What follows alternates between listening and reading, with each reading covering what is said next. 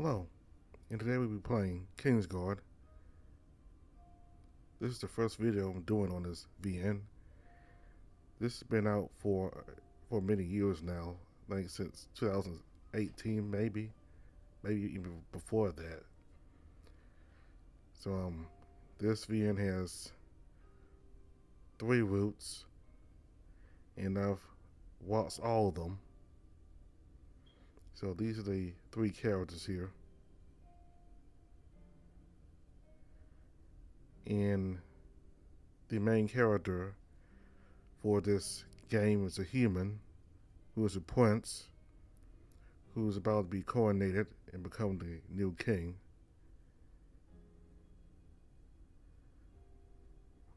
Kind of like that we get to play a prince in a featured king, because most furry VNs, most of these free VNs, we play a human. They're just this ordinary person. There's nothing really special about them. But we have to get it to play a special human, very special and important human who's gonna take control of the kingdom since his father is abdicating the throne. So for this video, I'm only going to do one route. I'm not going to do all of them. I'm just going to do one of them. And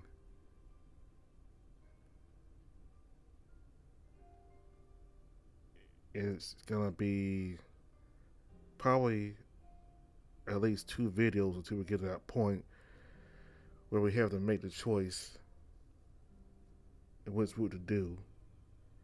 And once we get to that point, I'll let you know who we will be doing. But it's probably going to be at least 2 videos, maybe 3, till we get to that point. So this says, your path will always be clear. None shall stand in your way. Lest they face your wrath, should I ever wrong you, my life will be forfeit, and my flesh decay without burial.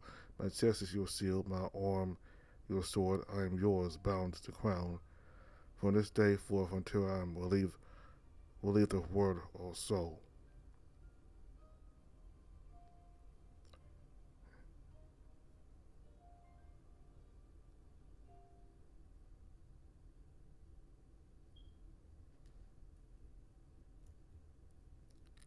Caden your Lassen, first of his name.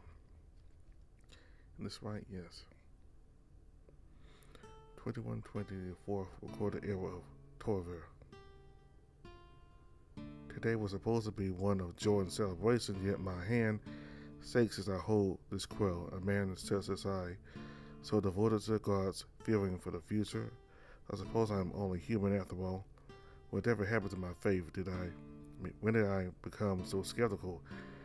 The 2 above stopped a never-ending war that would have left Torver in infertile wasteland, our corpses and ruins. We would have destroyed ourselves.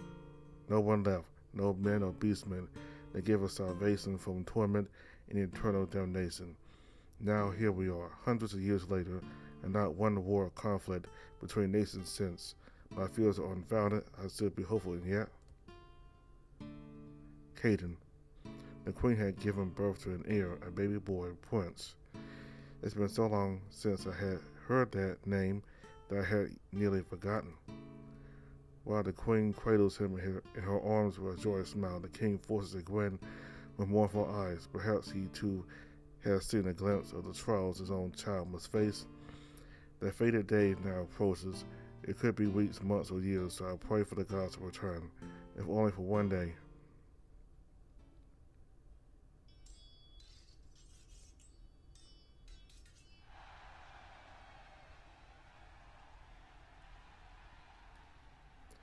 Your eyes slowly cracked open till the rambunctious cheering, a cacophony of clapping, stomping feet, and shouts of both joy and anger rumbled through your entire body.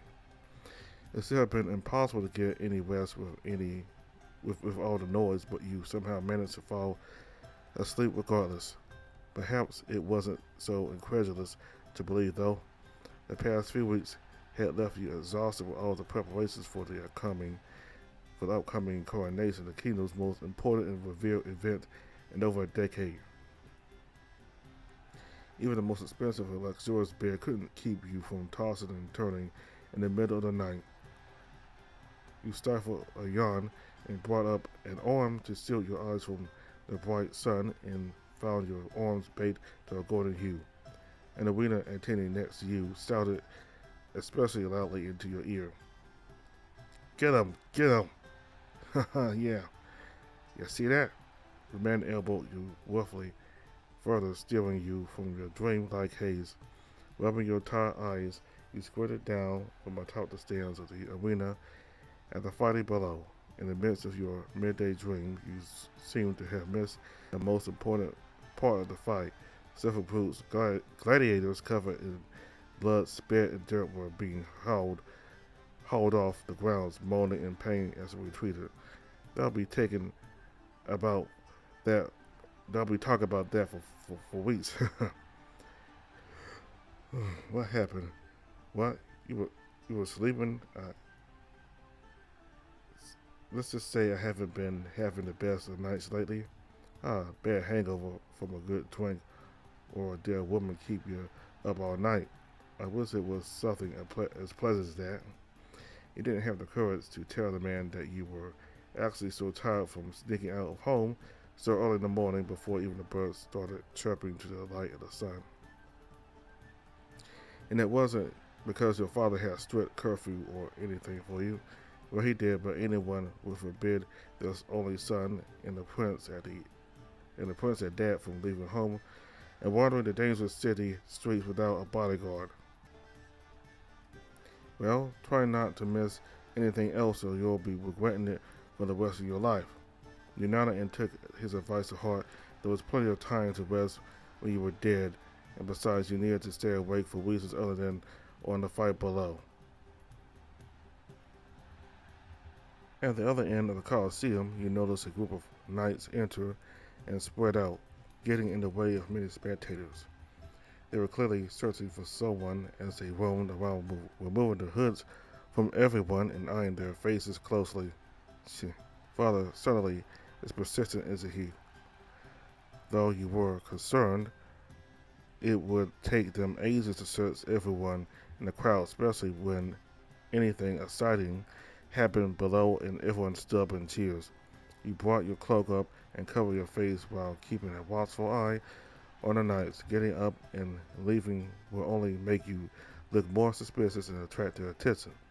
And besides, there were likely tens of, no, maybe even so far as 1,000, well, 100 guards swarming the streets of the city searching for you all at your father's behest. Once they got close enough, you would take off, but for now, you just wanted to savor the freedom you had and enjoy the fights. Take them down, that's right. Right there. Despite the inspection, you still lost inhibitions and became swept up in the excitement with the crowd. The fight was quickly over, and the losing gladiators were dragged off the floor of the arena while the winners rose their hands in the air to the cheering and booing crowd.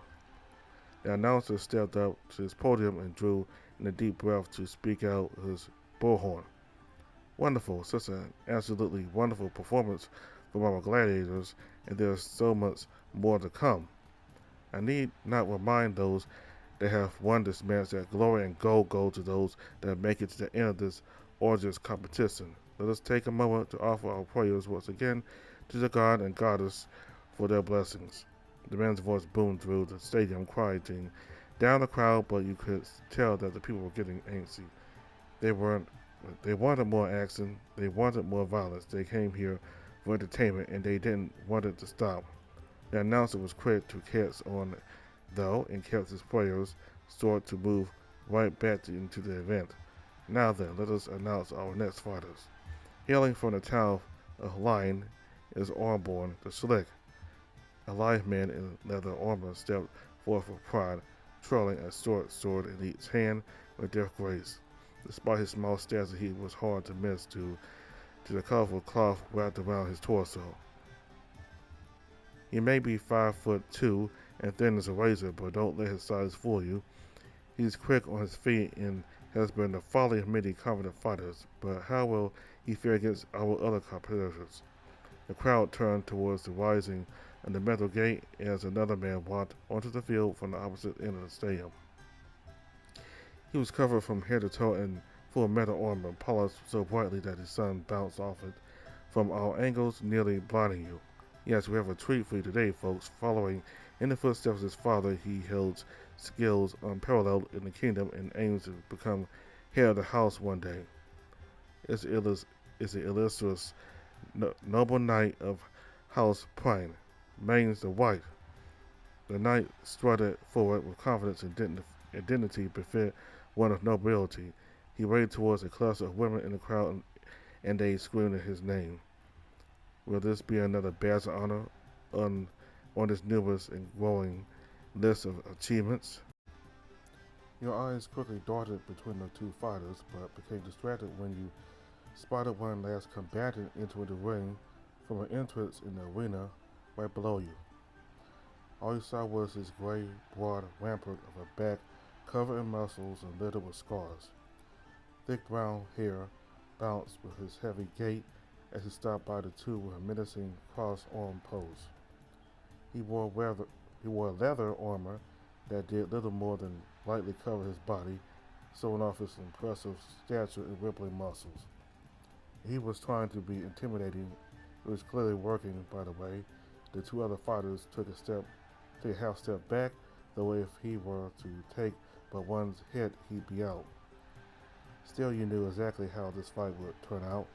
You had seen it so many times before. In fact, he was one of the reasons you wanted to sneak out of the castle in the first place. This fight was one you didn't want to miss. And last but not least, we have our final contestant. He comes all the way from Farhawan, a hulking brute of a beastman who has seen many battles here in the Colosseum.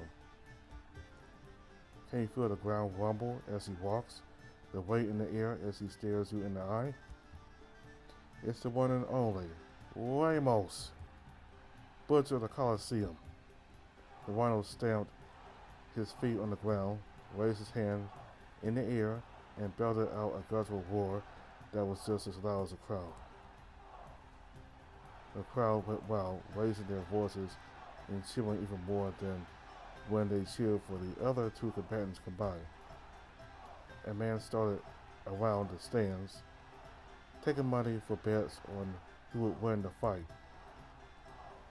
While you would have liked to join in, the fact that the knights were still roaming around meant that you had to remain as quiet and innocuous as possible.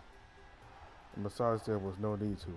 Being a prince meant that money was never an issue for you, so the heart-pounding risk, the whole allure of being on the edge of winning or losing it all just wasn't there.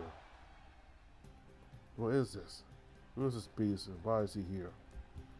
The simmering noble knight lifted his face guard to speak to the announcer. His voice was shaky, unbefit someone who called themselves a knight, as he seemed to have lost all his confidence.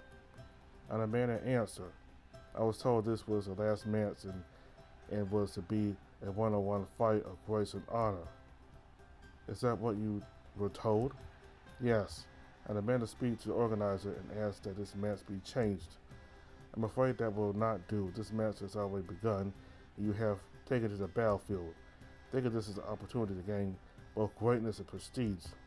Should you succeed in taking down the pride of the Colosseum himself, then there is nothing left to fear. The knight looked back at Ramos, and you could see the fear in his eyes. Very well. He is but a beast after all, and I shall tame him as such. The knight slammed down his face guard, unsheathed his sword, and stood at the ready. Now then, let the battle begin.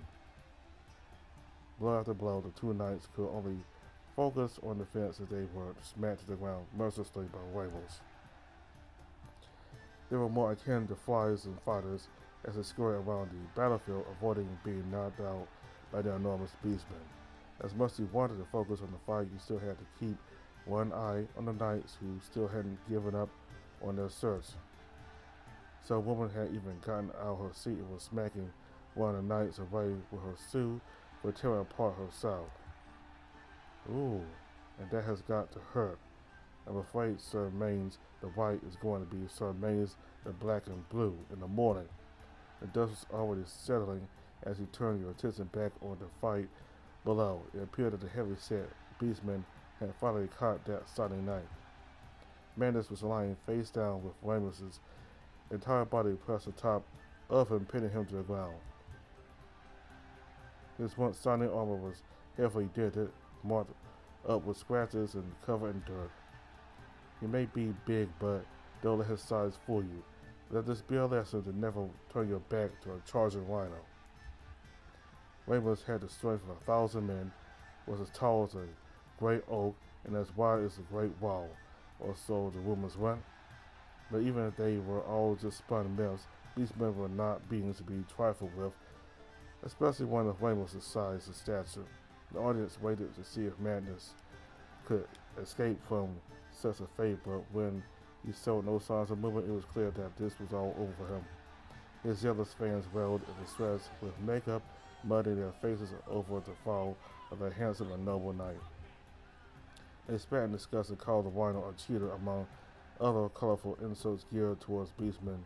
He simply smiled. It was always a joy to see some stuck-up nobles getting knocked down a few pegs, especially those from House Payne, who had a well-known history of hated beastmen. Oh, but when you look at that, this fight isn't over yet. The other gladiator saw this as the perfect chance to strike.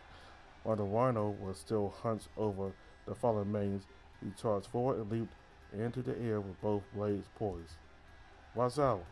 You wanted to cover your eyes, but you saw a slight grin spread across the beastman's face. Yeah. Raymond started out his leg and with a well-timed kick from behind threw his assailant off balance. The blade narrowly grazed the rhino as he whipped around and finished his opponent off with a solid punch to the gut. Allborn went sliding backwards before tripping over his feet and rolling into the dirt to a stop. When the dust had settled, he was clutching his stomach, coughing and groaning in terrible agony. Well blow for Ramos. One hit, he's down. Ramos cracked his head left and right, and then strutted forth the fallen gladiator, kicking aside the blades in his wake. Is this it for Allborn? Will he get up? The gladiator tried to get back up, but after that last punch, it was easy to see that he was nearly ready to pass out. He started to crawl away as Ramos approached, and the crowd's cheers grew into bitter shouts. They wanted more of a spectacle than the one shown, and frankly, he had to agree.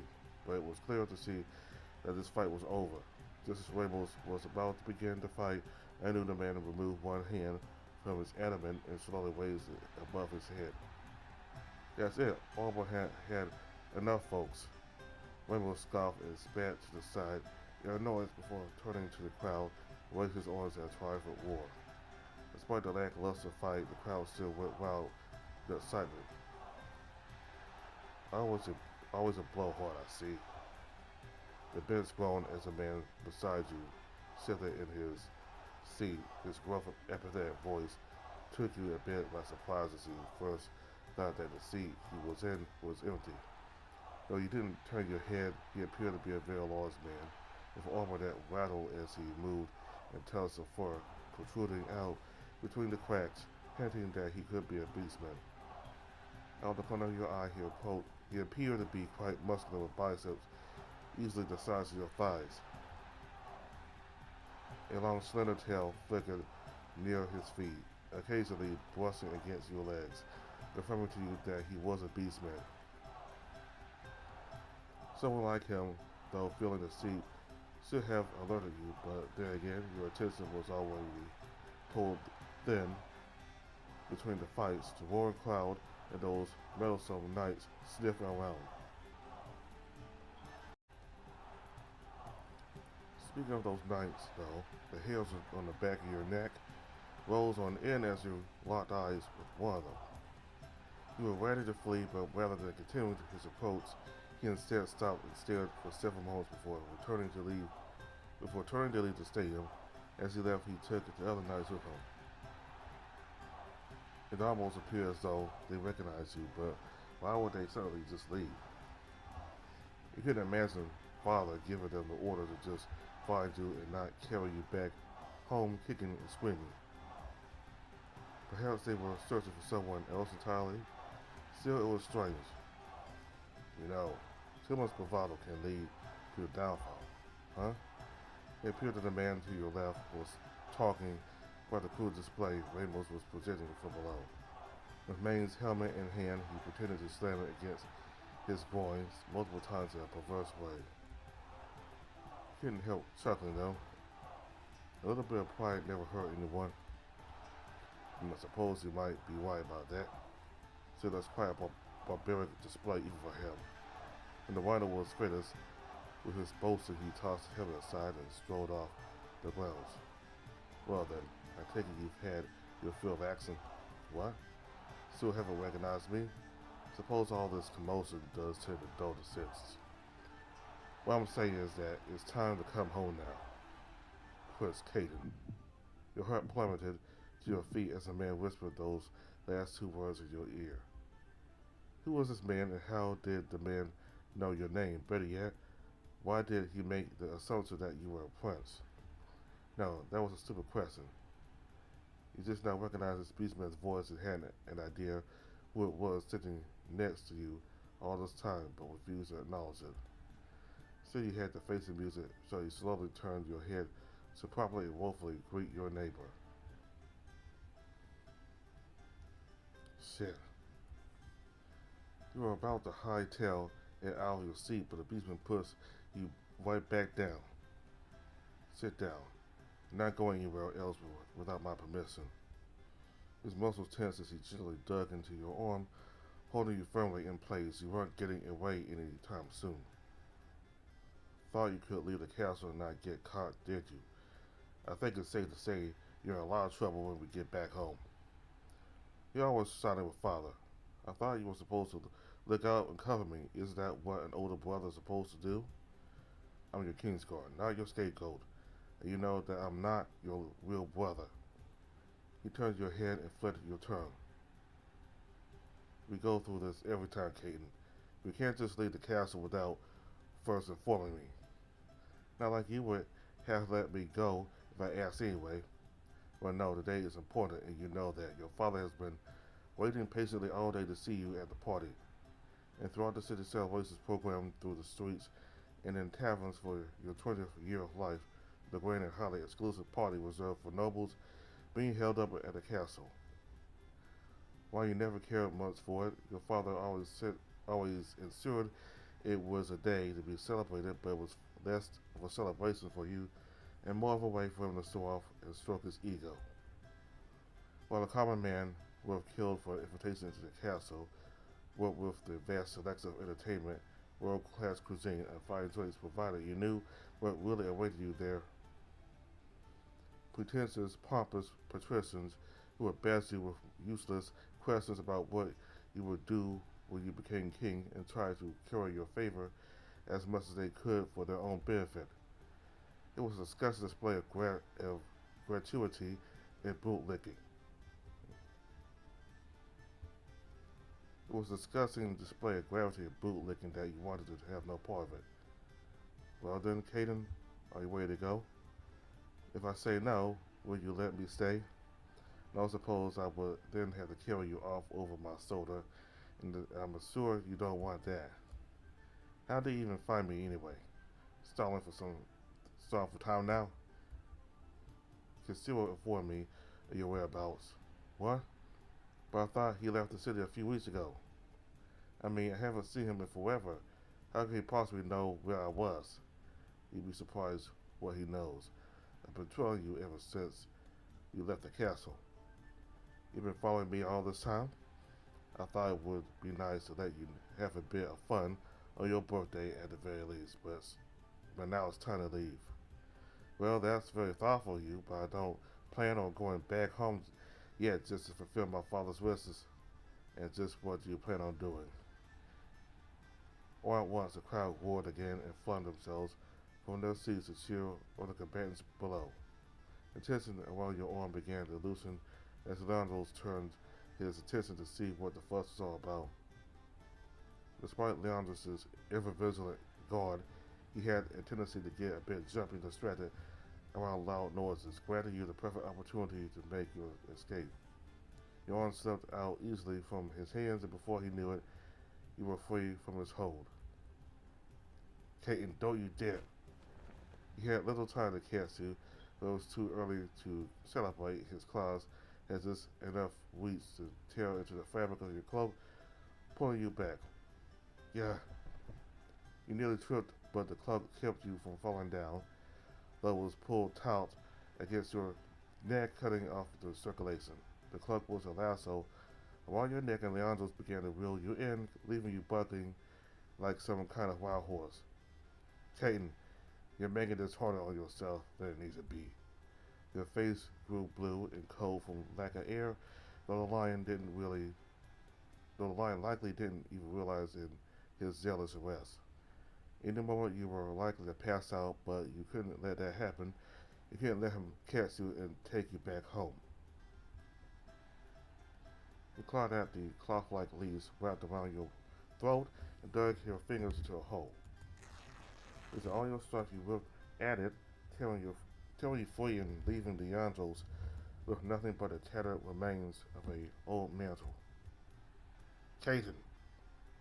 Leandros was flung backwards. You stumbled forward. People cursed as you blocked their view, but your only concern was on getting to the exit first.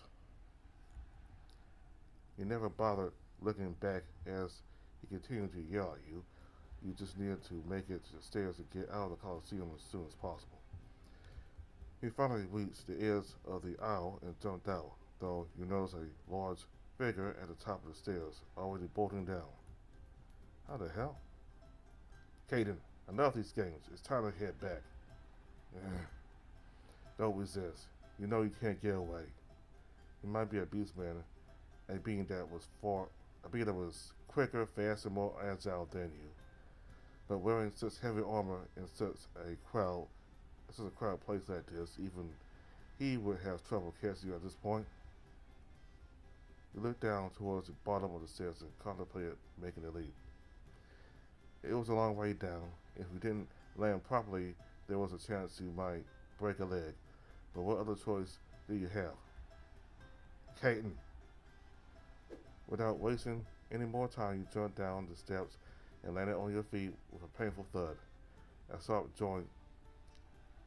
pain jolted up from your feet, coursed through your legs, and rang your head like a bell. It hurt like hell, but you didn't have time to let yourself be bogged down by the pain. You glanced back up at Leandros through gritted teeth and smiled. It was a rather gutsy move you managed to somehow to safely pull off. And with that much distance between both of you, he wouldn't catch you at this time. He stared right back at you with wide eyes, looking far more concerned than furious. If it wasn't for the crowd's constant cheers, you probably would have heard him berating you for such a dangerous stunt, though you'll likely hear it face to face with him later. Before you became aware that the two of you were still in a game of cat and mouse, you continued moving, fleeing out the Coliseum and into the city streets. Leaving the arena behind, you wandered the main streets of your city, Havana. It's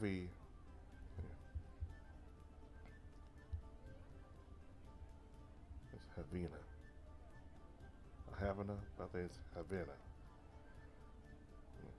Leaving the arena behind you, wandered the main streets of your city, Havana. Every road was a mass with people, carts, and animals all weaving around each other to make their way to their own set destination. This was the busiest district of the city as well as the most hectic time of day. Not even mouse could weave themselves through this endlessly sifting maze without getting stepped on. You glanced behind your shoulder and caught sight of Leandros rushing out of the Coliseum, his entire body shifting around frantically. You ducked behind the cart and watched him. From a distance, he shut his eyes as though in concentration and lifted his nose up. Despite the scents in the air being filled with the sweet foods, savory spices, pungent smoke, and perfumes, and other not so pleasant scents, he still rotated like a compass until he was facing you, and then opened his eyes. How does he always know where I am? Beastmen always have sensitive nose, but this was ridiculous. He was a cat, not a dog. Still would do him a little good if he couldn't actually catch you. Between the two of you was such a large crowd, and a man his size and stature wearing that armor would have difficulty trying to push his way through. Caden, stop running.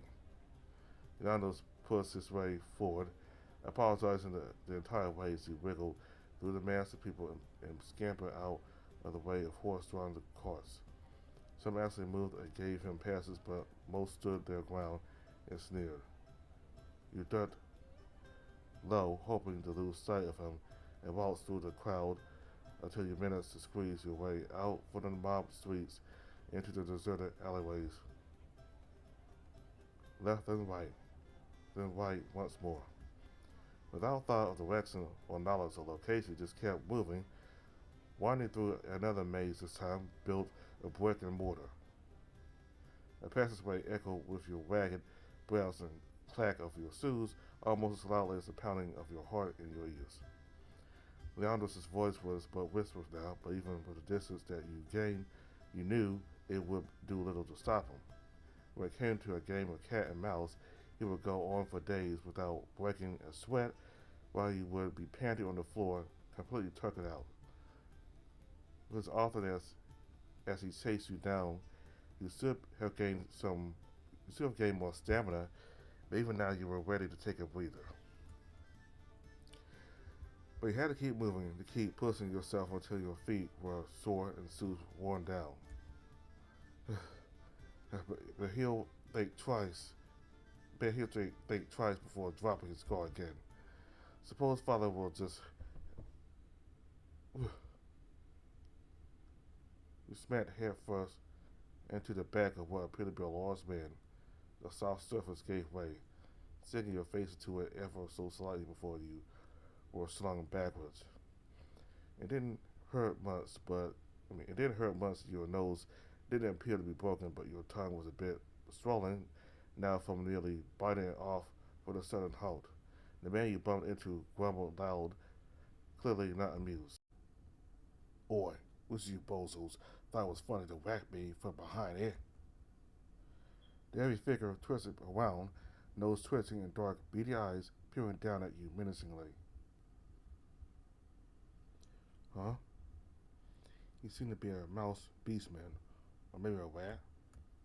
It was sometimes hard to tell exactly which when it came to differentiating beastmen of similar species.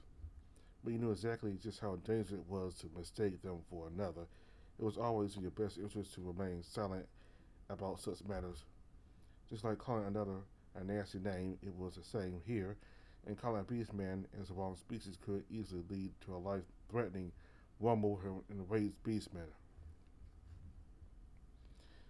Alright, so this one is a rat or a mouse beastman, so apparently even beastmen based off of small and tiny animals or just as big or bigger than humans. Apparently. So, you still little mousy who did this, huh? Mousy. He's kind of a mouse. This guy's a mouse, but he's calling Kane the mouse. His condescending tone as he called you a mouse made you believe that he might have been a rat after all. Well, about rat anyway. He leaned in to have a better look at you, and his lips parted into a toothy smile. Something didn't sit right with you about that smile. He clearly wasn't someone you wanted to mess with. Well, mouse or rat, both of them are still small yet. He looks way bigger than the average human. It's just a rat beastman. He towered above you with broad shoulders and sizable arms and a large gut that peeked out from under his clothes. He took a different he took a quick puff from the cigar in his hands and blew a small cloud of smoke out through his teeth. Well, looky what we have here, boys. Another little mousies come out to play. He took a step back from the stout man, and as ominous chuckles bounced off of the alley walls, and heavy footfalls from all directions followed after. From behind the rat, a pair of saddles strutted forth, and out in the corner of your eye, you spotted even more forms closer in from behind you. In a matter of seconds, he was surrounded by a group of disheveled and roguish rat beastmen. You looked around for a way to escape, but all exits were sealed by the rat. Slumped near a wall was a man clearly passed out. He looked to be a noble, though the bruised face, ruffled hair, and dingy clothes said he might have been down on his luck, possibly from a run-in with the very same gang you were now flanked by. You lost little mousy, need help finding your way home. Your attention was pulled away from the man and back to the cigar-smoking rat, whose smile only widened at your new discovery. He likely was aggressive, this poor man, evident by the smudging of blood on his knuckles, and seeing how compliant the others were, giving him quite a breath of space, you figured he was the leader as well. It seemed as though you were in the wrong place at the wrong time, and now that you had discovered some kind of shakedown, it was unlikely they were going to let you pass by without some sort of trouble. You steeled yourself for what was about to happen as guys like these preyed upon the weak, and you weren't about to wind up like the man on the ground. Now, I'm quite fine. Was just on a bit of a stroll, but now I'll take my leave. You tried to take another step back. The rat nodded once, and you heard the rat's match your step forward. You gritted your teeth and glared at the rat whose wily smile told you there was no escape.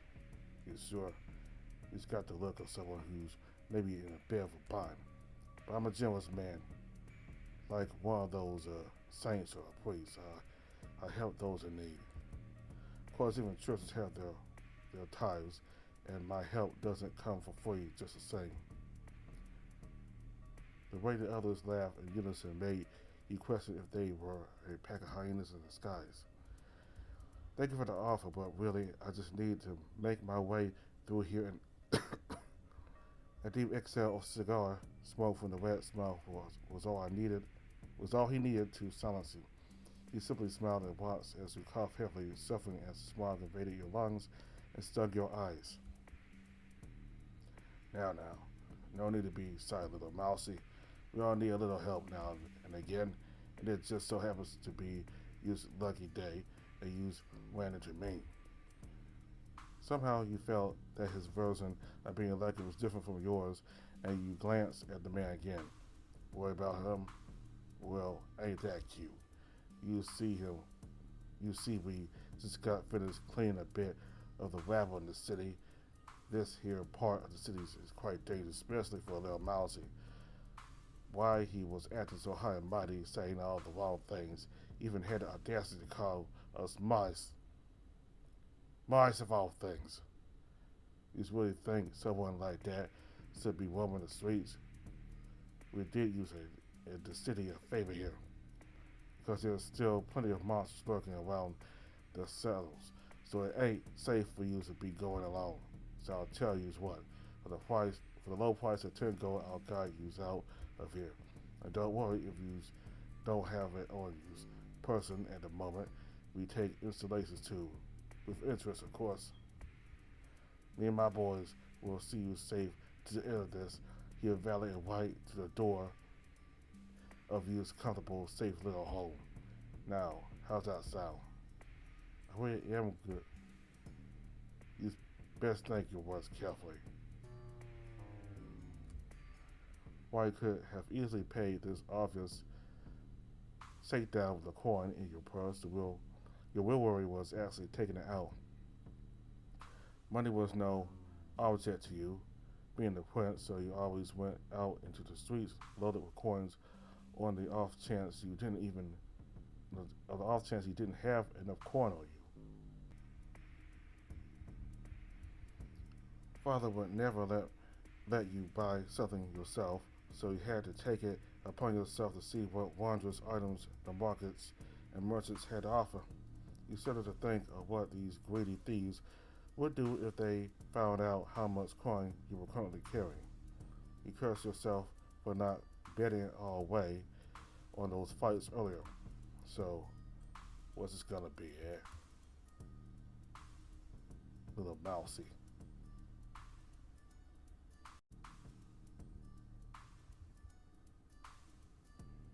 He disappoints. He has a lot of money.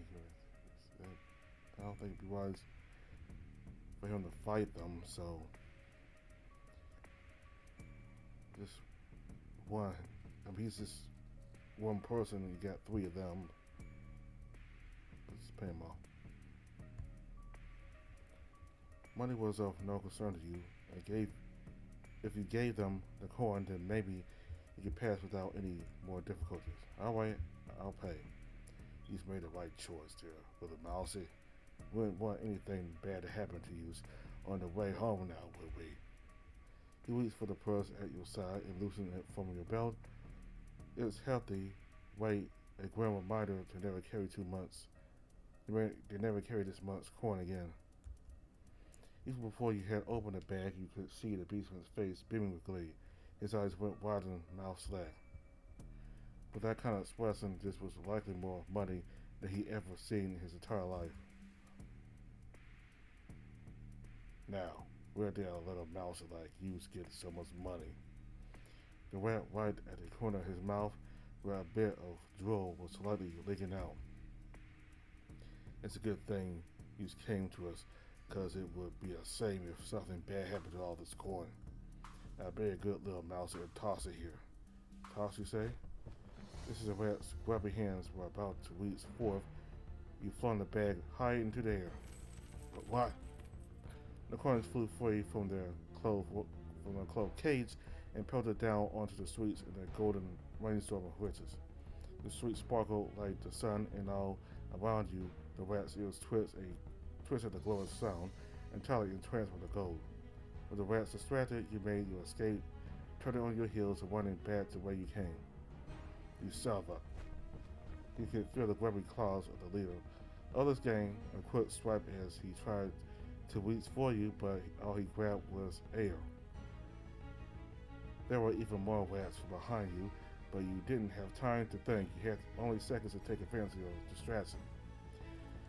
Two rats blocked the path ahead of you, but you could tell they were clearly eyeing the corn you had dropped and wondering whether to stop you or grab a handful of the corn for themselves. Forget the corn, you bozos. Don't let him get away. Well, he got the money. I don't know why you gotta get him. The boss's words were enough to snap the two out of their daze, and their eyes locked onto you. Despite the ample warning, their pussy bodies were slow, and their arms short and stubby. You picked up speed and got down low, hoping to slide your way between the two of them. They might have been idiots, but it seemed like that luck was on their side. You thought they would have swiped at you with their stumpy arms. You guessed wrong. One of the henchman leaped forward, his belly shaking like jelly in mouth, and gaping doubt as his entire body slammed you into the cobblestones, trapping you under the weight of 200 pounds of fat, muscle, and fur. Boss, I got him. Good. Keep him here. Don't let him squirm out. You struggled under the rat, but it was clear that he was far too heavy for you to move. His partner quickly joined in, increasing the weight on your body as nearly knocking the air out of you. That's it, boys. Show him what happens when you try to run from us. Several more rats joined in on your capture, holding your legs down and pressing you further into the hard cobblestone pavement. You could barely breathe as you were pressed into the ground. Desperately, you tried to move, but the collective weight was too much. Get the ropes and tie him up. You got a lively little mouse in here. You kicked with your legs, desperately to connect with someone coiled as a rope coiled around your ankles and both of them bound them together. Hell, and dingy rag was plunged into your mouth and tied around your head, cutting off your cry for help. Despite the days you were in, you were still slightly cornered where it had been a risk they had at least use a clean one. Now, no yelling. Let's use our indoor voices. No need to shout when we're all within earshot. Well, what are you three still doing standing around for? Go keep watch. I don't want no one sniffing around here. Yes, sir. And use. Pick up that gold he dropped. I don't want a single coin left behind. But right away. The rats scurried about to follow their leader's orders while you please remain muffled by the gang. Should have just listened to us, then we wouldn't be needing to give you the extra special treatment. Just sit tight, and it'll all be over. And who knows, I might not just ruin that pretty face of yours for that little stunt. You turned your head to meet the gaze of the boss, who took another puff of his cigar and let the ashes fall down on your face. He seemed so pleased with his position, but you knew he would have it coming. Leandros would soon be here to beat the crap out of this damn rat, and then he'd be sent into the dungeon for the rest of his miserable life, if he even deserved that. You just wondered what was taking that cat so long. You continued to squirm, hoping to wiggle your way out of your restraints, but all you gained were rope burns. The rope was pulled tight one last time. You could feel your limbs beginning to grow cold and numb.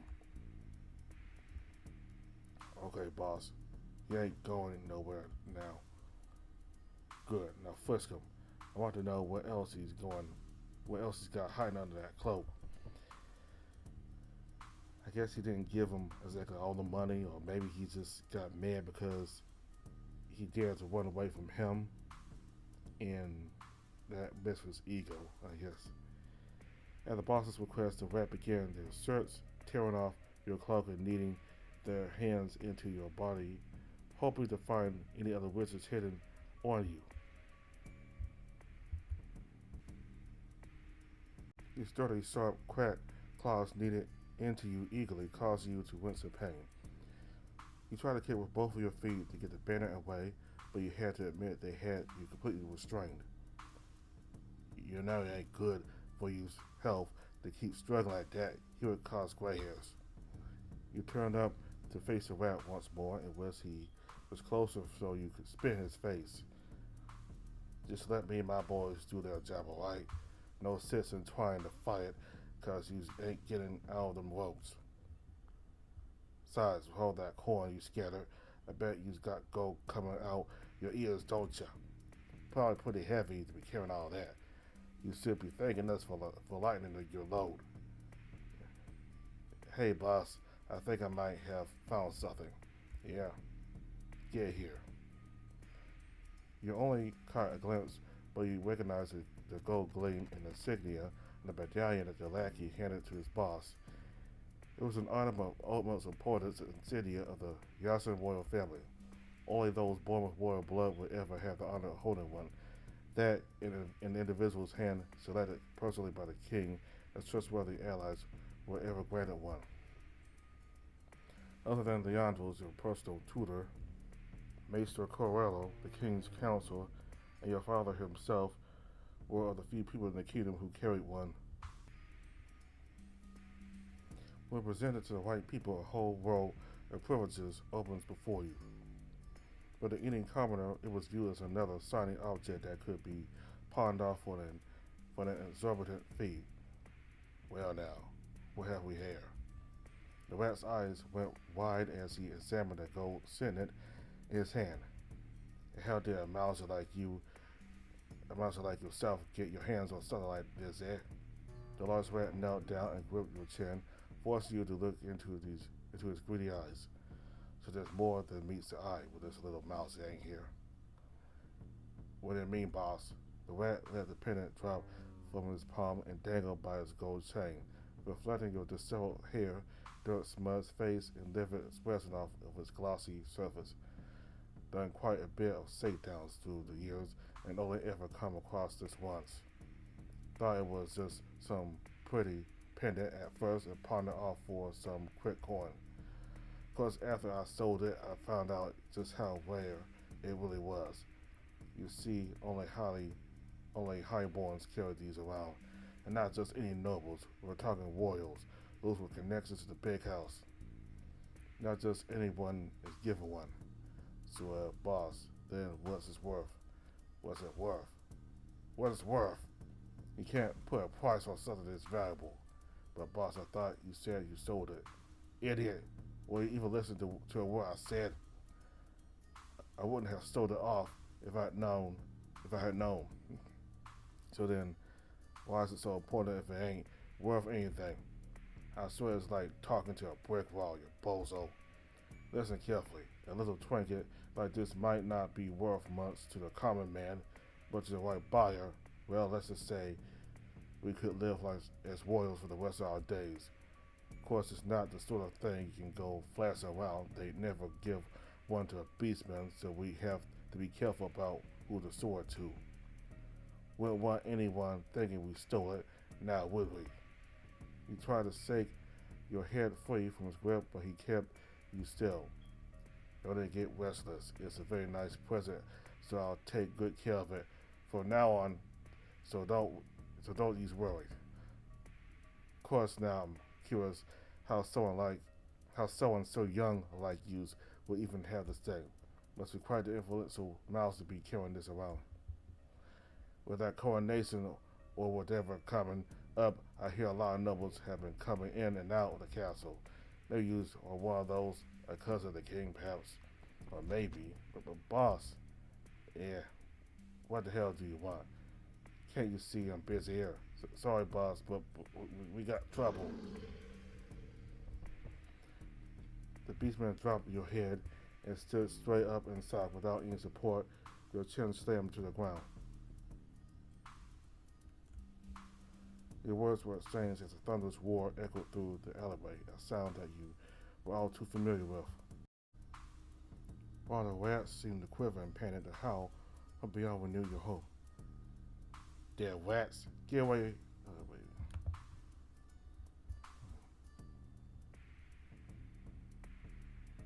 While the rats seemed to quiver and panic to howl from beyond renewed your hope. Dead rats, get out of my way.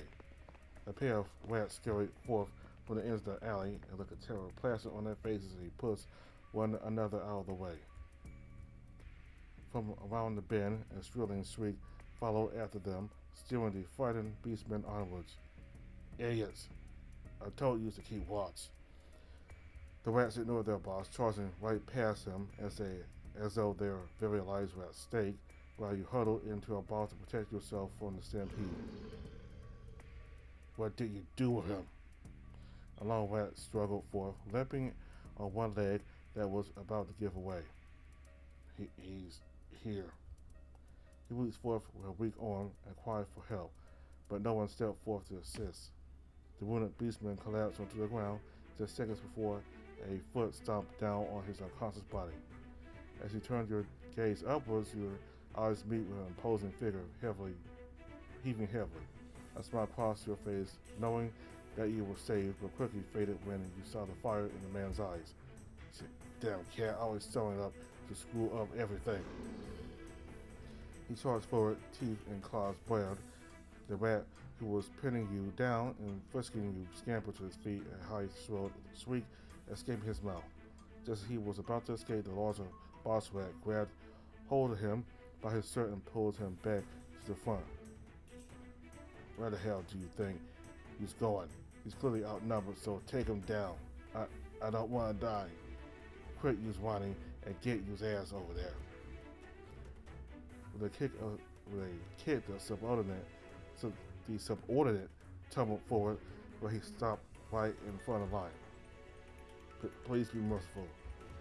The rat screamed in agony as he was made into a living punching bag for Leandro's fury. You almost felt sorry for him as the beastman was beaten to a pulp before you.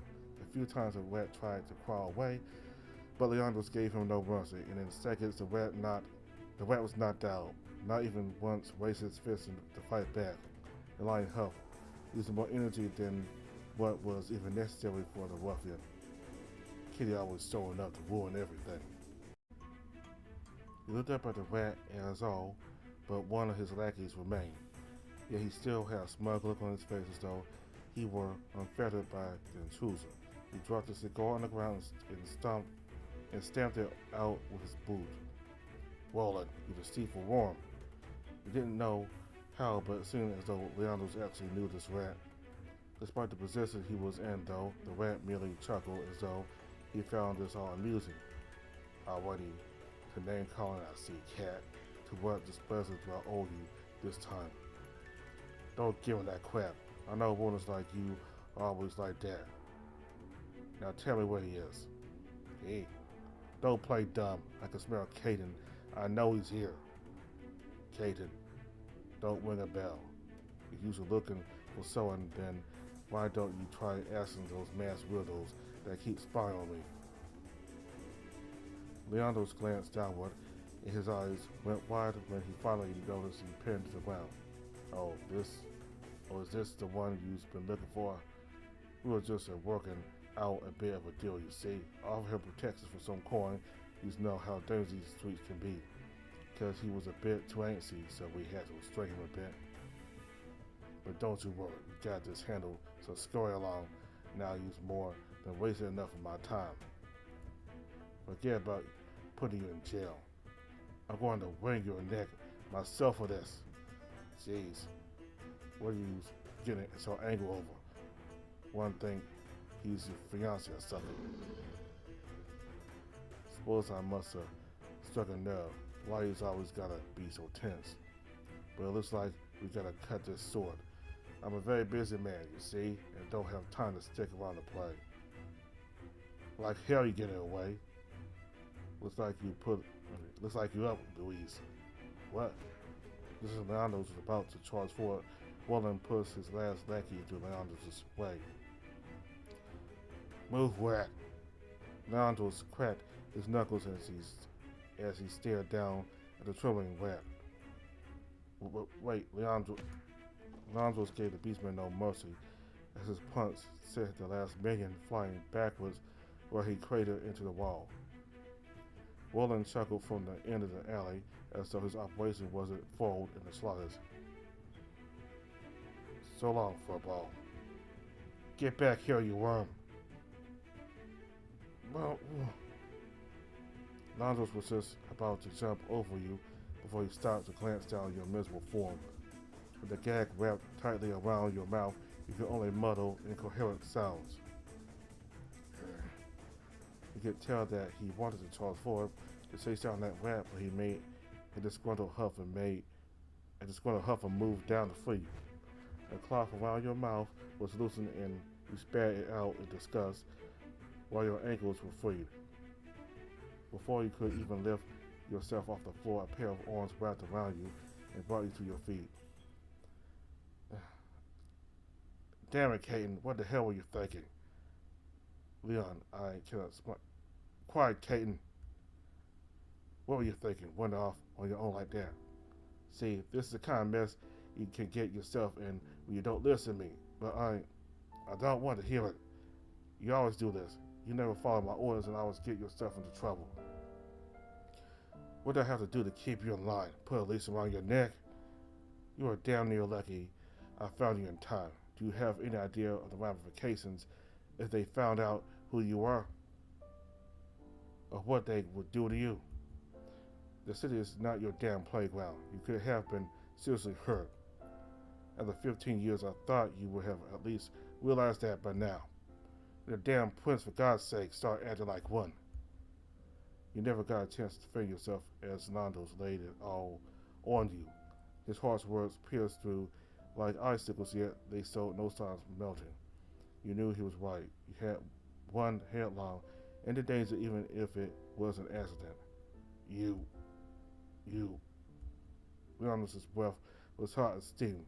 his eyes bloodshot, teeth bared, fists clenched, and face an effigy of rage.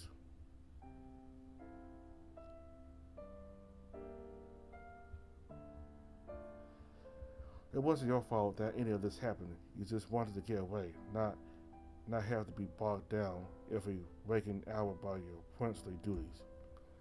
You were tired of it all. Well, this wouldn't have happened if you had just left me alone. What?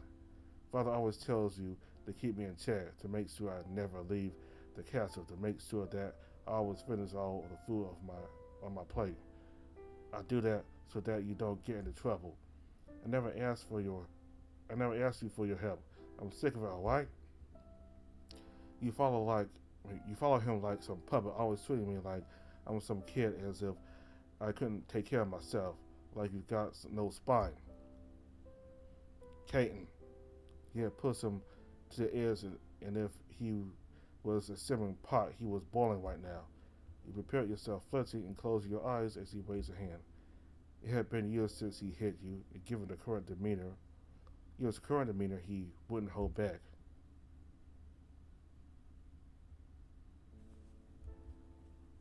Rather than a sharp pain, you felt a gentle warmth on your shoulder, a soft, caring touch. I'm this way because I never want to see you get hurt again. You opened your eyes slowly, and the look of fury had vanished from his face, and his eyes were welling with tears. The look on his face was enough to make you regret your words. Like family, it was inevitable that you would argue with each other, but deep down inside you still loved him like a brother. There was one thing that no amount of frustration could ever erase: Leo.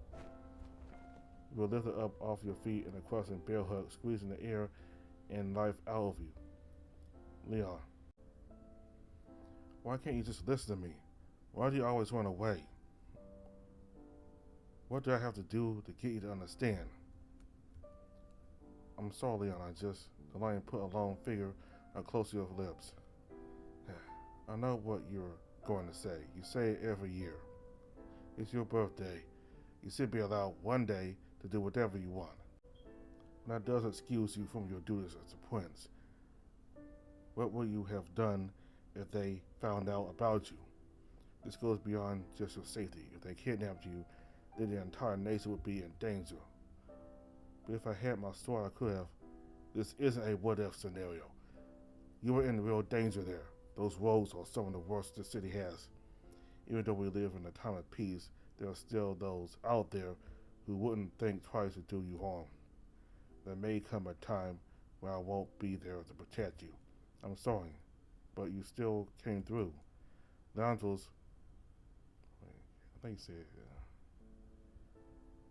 I'm sorry, but you still came though.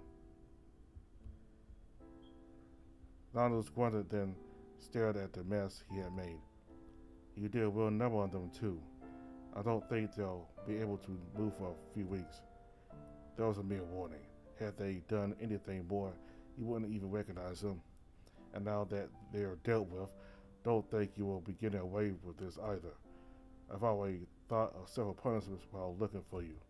And I'm sure your father would likely be wishing to hear them as well. But I'm the victim here. Maybe this will be the time you finally stop acting like a child then. Let's just get going. We kept your guests at the castle waiting long enough, and this is hardly the time to talk. I still have to go there. It is your party after all, so it's more than just necessary.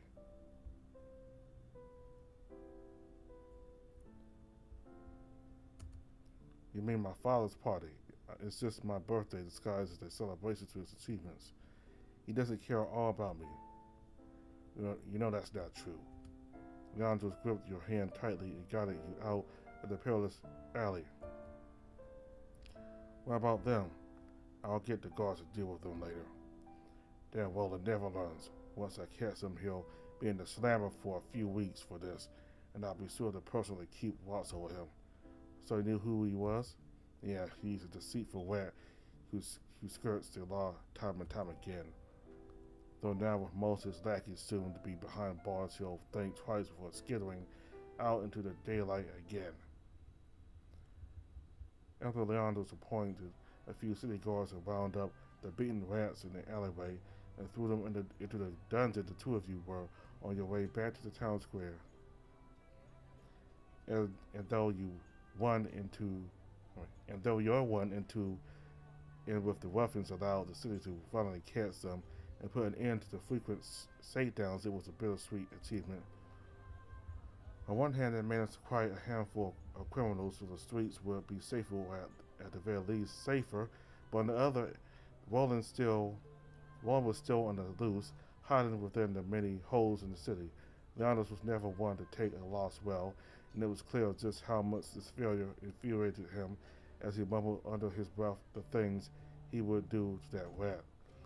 Your hand went to your neck where your royal pendant was ripped from and given to the rat.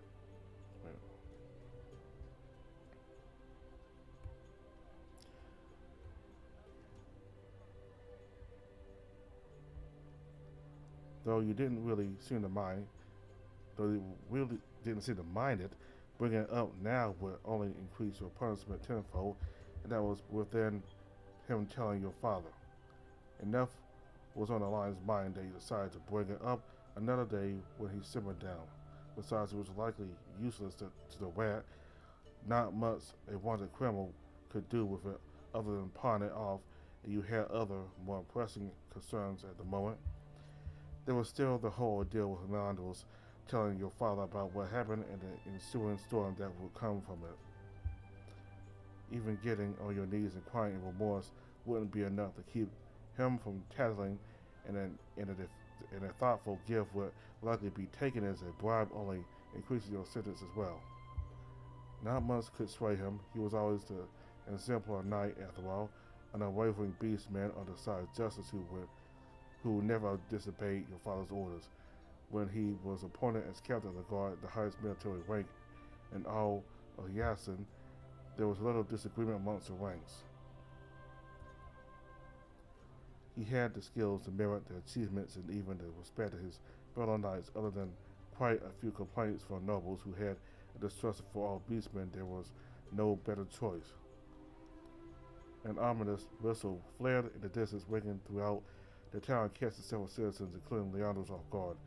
From the sound of the whistle, a thick plume of smoke rose up, covering the sky in ash. Everyone took note of the noise and smoke and then went about their business, though Leandros was still in a bare sock.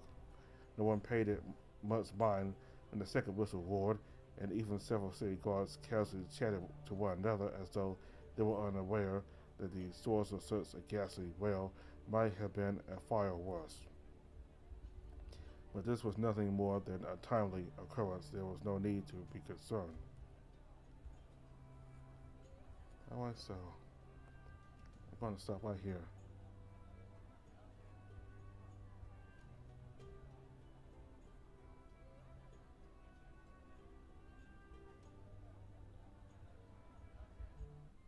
Alright, so that was the first video for Kingsguard. So got introduced to Ramos, and got introduced also to Leandros. We'll see him, this person here, next time. You'll get to know his name. But we met Ramos and Leandros, and the prince suddenly is a very stubborn kid. Well, man, but he's still kind of like a kid. And like, I understand that his duties as the prince are very, he gets stressed out from all the events, all the procedure, protocol, and dealing with all these nobles and important people. It can be stressful, but you gotta deal with it. And maybe you can talk about, kind of schedule ways to get some free time, even though he's a prince. Maybe get some free time and just to, just. I get you're somebody important. You need some time out too, but you're the prince. You know, you got to tend to your duties. And Leandros was very frustrated at him, but again, he just wants what's best for Caden. He wants him to be safe, not just for his own safety, but for the for the kingdom's sake. And apparently, those rats. I mean, they're based on small animals, but they're actually just as big as Caden, or well, bigger than Caden actually, because he said that one of them weighed 200 pounds. So anyway, when Leandros came, he beat all of them easily. So so yeah, those rats were nothing but trouble. I mean, the leader talked about the city being dangerous when they're the ones that were the dangerous ones. They're the reasons that city is dangerous. But anyway, so we got to see Ramos fighting the Coliseum, even though there was no really no CGs of him actually fighting them. But you got one CG that shows him, in a standoff with the two humans before the game start, before the match starts. Anyway, but he beat them easily. Um, Very huge rhino. I mean, all the back muscles, very detailed. I mean, that's a lot of that's great artwork, with the back muscles and be so much detail to them. I like the designs of all the characters. They just really perfect in my opinion. Just detailed. The muscles and the physical appearance. So we'll see this character, the fox, I think he is, next time. We already got to see him and him, so we'll also get to see Caden's father. Apparently, Caden does not really like his father. He thinks that his father only cares about himself, his legacy. He's merely using his birthday, Caden's birthday, as an excuse to do that. So, we can do with Kingsguard next time. Thank you very much for watching. Goodbye.